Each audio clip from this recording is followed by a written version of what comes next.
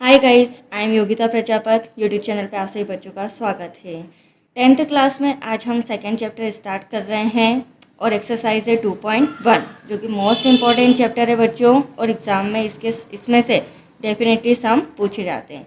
तो फर्स्ट जो हमारी एक्सरसाइज है 2.1 उसमें हमें सिर्फ ग्राफ दिए हैं, तो ग्राफ बनाने की हमें ज़रूरत नहीं है, बट इस ग्राफों को हमें समझना पड़ेगा। चलिए क्या कह रहे हैं क्वेश्चन फर्स्ट में, किसी बहुपद px के लिए y बराबर px का ग्राफ नीचे आकृति 2.10 में दिया है। तो ये 2.10 में 6 ग्राफ हैं, आपके सामने आकृतियां हैं। प्रत्येक स्थिति में px के शून्यकों की संख्या ज्ञात कीजिए। px मतलब ये x वाली रो, आप देख रहे हैं ग्राफ में ये y वाली रो भी है और हमारे पास x वाली रो भी है, जो कि होती है ग्राफ ने आपने बनाना सीखा भी है, बेसिक चीज़ है ये तो, y की रो और x की रो। बट उनने शून्यों की संख्या किसकी पूछी है? एक्स वाली रो की। तो मैं इजी लैंग्वेज में अगर आपको समझाऊं तो शून्यों की संख्या का मतलब ये है, ये जो भी लाइन आप देख रहे हैं इस तरह से क्रॉस होती हुई जा रही है, तो हमें वाई वाली रो मतलब पी वाई वाली रो से मतलब नहीं है, हमें मतलब है पी एक्स वाली रो से। जो पी एक्स वाली रो है उस पर अगर कोई लाइन प्रतिच्छेद कर रही है वो काउंट करके हमें बताना है, ठीक है।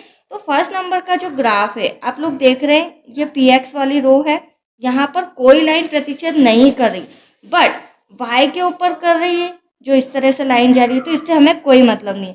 तो यहाँ आपको लिखना सीखना पड़ेगा कि फर्स्ट नंबर का जो ग्राफ है उसे किस तरह से लिखेंगे। हम एक्सरसाइज डाल देते हैं 2.1।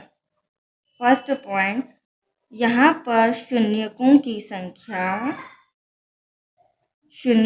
संख्या 0 है।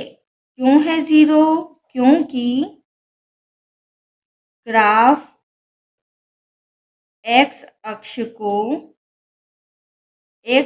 पर किसी भी बिंदु पर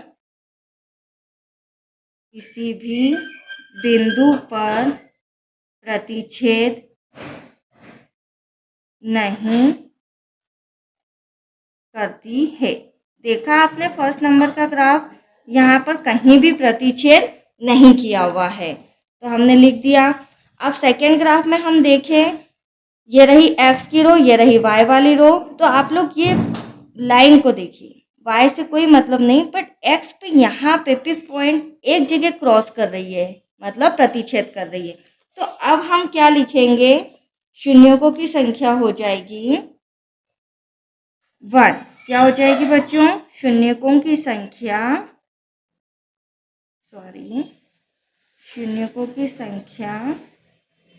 1 है, क्योंकि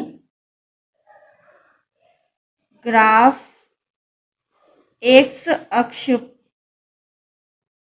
जो एक्स अक्ष है उसको केवल एक ही बिंदु पर प्रतिच्छेद करती है। देखा आपने ग्राफ में, तो ये 2 लाइन लिखना बहुत जरूरी है, ठीक है, तभी आपको मार्क्स पूरे मिलेंगे। चलिए थर्ड नंबर का ग्राफ देखते हैं।